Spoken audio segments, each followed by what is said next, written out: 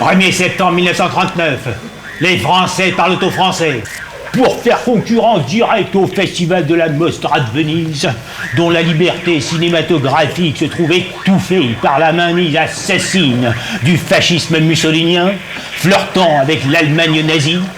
Cannes fait de la résistance et ouvre aujourd'hui son propre festival, présidé par Louis Lumière. Information de dernière minute. Les 45, je répète, les 45. Hitler, peu sensible au 7e art, vient d'envahir la Pologne et de ce fait déclenche les hostilités. Notre promoteur festival est donc la première victime de cette guerre imminente. La première édition du Festival de Cannes est annulée, je répète. La première édition du Festival de Cannes est annulée. Septembre 1947. Tempête sur le Festival de Cannes. Cette année encore, le cinéma tente de s'imposer sur la croisette. Alors que les stars se préparent à rivaliser d'élégance dans leurs robes et coiffures de gala, le comité d'organisation se crêpe le chignon avec ceux des festivals de Venise et de Locarno en Suisse. En effet, ces trois festivals se déroulant pratiquement à la même période, les films les plus convoités sont à la source de conflits. Pourtant, les esprits belliqueux semblent s'apaiser avec l'inauguration du majestueux palais du festival et là, coup de théâtre. Construit à la va-vite, la toiture s'envolera avant la fin des célébrations, suite à un violent orage et tous devront se réfugier dans le casino municipal pour clore le festival. Mais les intempéries de Cannes ne réussiront jamais à nous enlever ces étoiles de son ciel azuré, ni de son tapis rouge voyant. Le festival de Cannes ne fait que commencer à briller au firmament. 1955, Grace Kelly, oscarisée pour son rôle dans Une fille de province, est l'invité d'honneur du Festival de Cannes.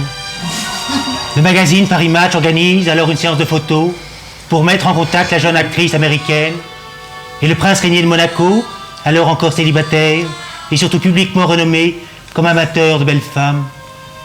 Tombé immédiatement sous son charme, Régnier se fera le guide improvisé de grâce dans les jardins fleuris surplombant le rocher monégasque. Leur rencontre durera moins d'1 heure, mais déjà, Sir Grimaldi, surnommé le prince triste, égayé par tant de grâce, veut revoir Miss Kelly coûte que coûte. Mais la belle doit déjà rentrer aux États-Unis et Régnier attendra plusieurs mois avant de la revoir et enfin de l'épouser malgré les mauvaises langues et les critiques. Leur destin était scellé à jamais, tragique, émouvant, comme dans un film où Grace Kelly aura là tenu son dernier grand rôle. Oui, Cannes 91, écoutez, il y a des flashs partout, des milliers de personnes se pressent sur la croisette. C'est la cohue totale, la provocante Madonna vient de faire une entrée fracassante à Cannes pour la présentation de son film sulfureux In Bed with Madonna. Toujours aussi excentrique, elle épuise par ses caprices le personnel du luxueux hôtel où elle est descendue et a même demandé que l'on fasse sortir tous les clients sur la piscine pour qu'elle puisse y nager seule, n'est-ce pas?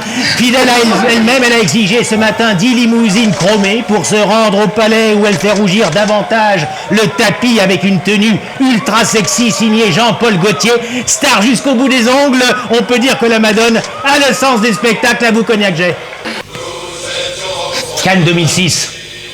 Eh bien, mesdames et messieurs, nous assistons en direct à une belle leçon de solidarité et de fraternité avec le film Indigène du cinéaste algérien Rachid Bouchareb.